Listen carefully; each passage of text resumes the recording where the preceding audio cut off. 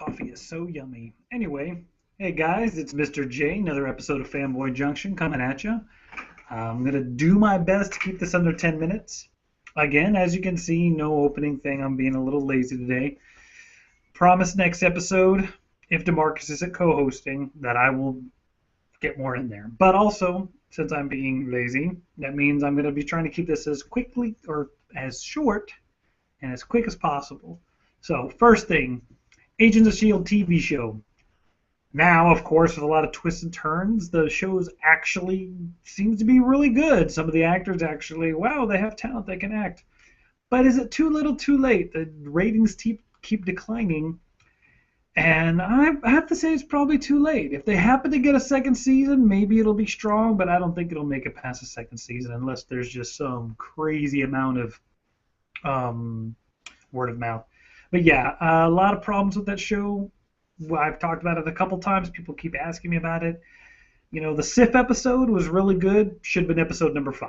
Everything that's happened so far should have shifted 10 episodes. There's probably at least 6 episodes that happened in that show that did absolutely nothing for any character development.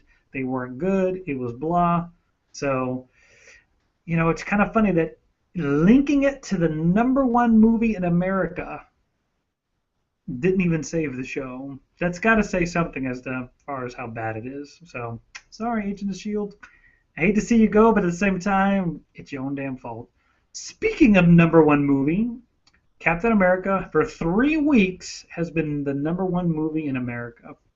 And that's just really awesome. And also, as of Wednesday, yesterday, hump day, it went over $600 million internationally, which puts it about, I believe, about 80 million behind Man of Steel's complete and total run. Am I trying to pick on Man of Steel? Am I trying to start a Man of Steel battle? No. My point is simply that Captain America 3, Man of Steel 2, still going head to head. Head of Disney's now saying they're struggling with it. I can't say that if given the trend, 2 more weeks, Captain America should surpass Man of Steel. I would dare say by the end of the month it's going to surpass Man of Steel. With that in mind, pretty much means that more people are seeing Captain America 2 than went and saw Man of Steel, which means that when the two go head to head, you're probably still, I can't say definitively, but with the momentum from Avengers 2 and all the other movies, I'm thinking Captain America 3 would probably win the box office against Man of Steel 2. Maybe. Has a better chance of it now, and that means DC needs to move, but we'll see. Enough on that. Again, comment below. We can argue back and forth.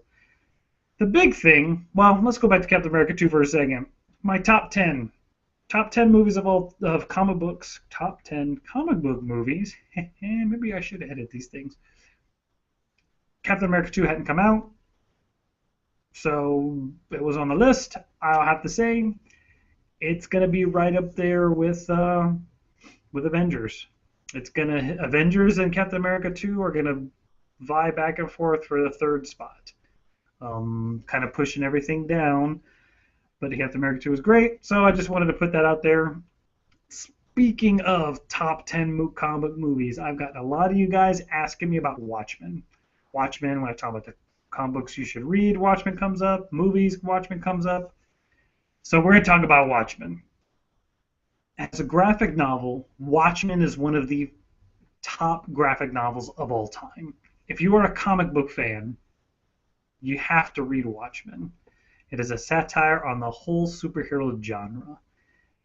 If you see similarities between the Question and other characters in the DC universe, it's kind of intentional. They were the Charleston characters, and that's what Alan Moore originally wanted to mess with, and DC said, no, we have plans for them, so they had to create new characters.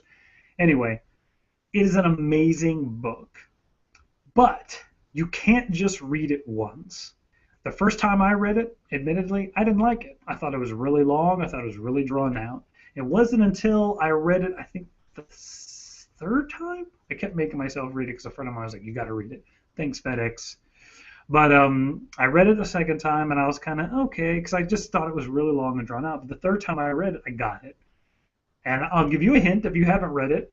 Every chapter is a different film genre. Every chapter, every issue centers on this particular character.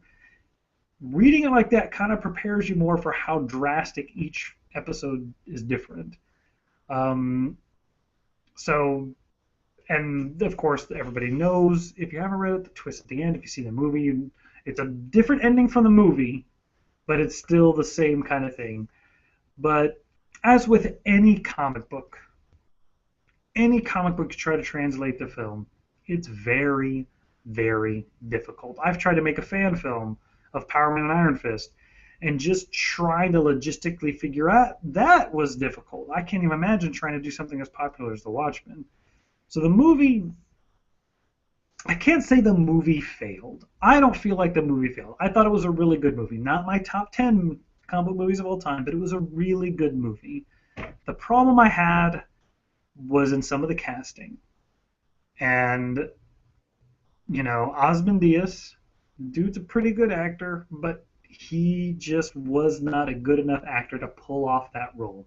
Am I concerned that he physically didn't look like the guy? Not necessarily. Good looks, chisel, the whole thing, that's all kind of subjective, depends on how you look at it. It's all about who portrays the character. I didn't really, his portrayal was okay, eh, but it wasn't great. Um, I thought that the Night Owl, though, to me, they kind of the way they changed the costume made it look much cooler, but that kind of is not what that character was. The whole idea of the Night Owl was that he was kind of past his prime, that he was, heavy. So making him look like he's all ripped and buff in the costume kind of defeats the purpose of what that character represented, which was kind of heroes past their prime. The change of the ending, it again, comic book to movie. Wolverine's yellow costume does not work in film. Having a big squid drop on New York does not work in film. So, yeah, and anybody gives me crap about spoilers, you know what? The movie's been out for several years. The comic book's been out for 20 years. I'm sorry. If something's in print and you haven't read it, that's your own fault. I don't care. No spoiler alert. It's going to happen. Anyway, so I think that the movie itself, there's a couple bad casting choices, and part of that probably was budget. After all, it is a DC film. I don't know if they don't give these movies a lot of money, but there's, Silk Spectre, she was okay, but I mean, that was more like, I mean, I know, she's Black Widow now, but that should have been somebody like a Scarlett Johansson, somebody who was just drop dead gorgeous and a good actress. And Mallie Ackerman, she's all right, but no. Of course, Sally Jupiter, Carla Gugino, one of my little crushes. Yes, yes, baby, I will take you to see Spy Kids anytime you want. Yes, all my kids have seen Spy Kids. I will watch it all the time with them. Anyway, she was really good. I thought Jeffrey Dean Morgan's comedian was really good. I thought that his name escapes me, the guy who played Dr. Manhattan. I thought he was excellent in that role. I could have done without the Blue Dome. I really think they could have not had that. I think he could have had the black underwear the whole time. It wouldn't have altered the story. That's a little too literal for me. Again, works in the comic, kind of odd in the film, especially because all I think in my mind is what new guy got the job to animate that? Because it wasn't like dude was walking around naked on set, so somebody actually had to animate that thing. But ultimately, it was a difficult story to do, and I would like to see, like with a lot of comic books, I would like to see them do what they're doing with Game of Thrones, or what they did with, I mean, not the porn, but just do that rated R hour-long dramatic TV show. I mean, to have 12 hours or an episode to go through every story arc for the different characters would have been fantastic. It would have given us a lot more opportunity to explore the characters and to do what was on the page. Now, again, I've riffed about this before, but Alan Moore, you should have just stepped up and tried to help them write the script instead of being a punk about it. That's kind of my thought. He may have been able to solve some of the weird problems they have with the script, but hey, whatever. But yes, I thought that the Watchmen movie was very good, just not great. A couple of bad performances that, if they had good performances, would have escalated it. Zack Snyder's I enjoy his movies. I love 300. Man of Steel was good. Watchmen was really good. Sucker Punch was what I wanted. Ken Cargacino, she was in it. And chicks fighting and weird. That's all I cared about. I don't think I ever really watched the rest of that movie. Point is that his directing was pretty good, and that the movie just wasn't there completely. It needed, again, some better acting, needed some tweaking on the script, but they said it was unfilmable. I can't say it's unfilmable. It was a good movie, just not great. So that is my take on The Watchmen. So, in conclusion, Agents of S.H.I.E.L.D. probably dead. If it's second season, cool, but I doubt it. Captain America 2 is now number 3/4 in my top 10 comic movies of all time. Captain America 3 and Batman, whatever, Batman vs. Superman, gotta go. And Watchmen, the graphic novel. You must read it if you're a comic book fan. It's one of the quintessential comics. You should read it. And then, of course, the movie, really good. Maybe in my top 30 comic movies. Probably in that 25 to 35 range. There's other movies, But good, but not great.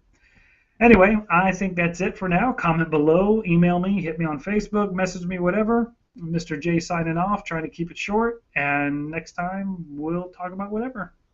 Have a great one, guys. See ya.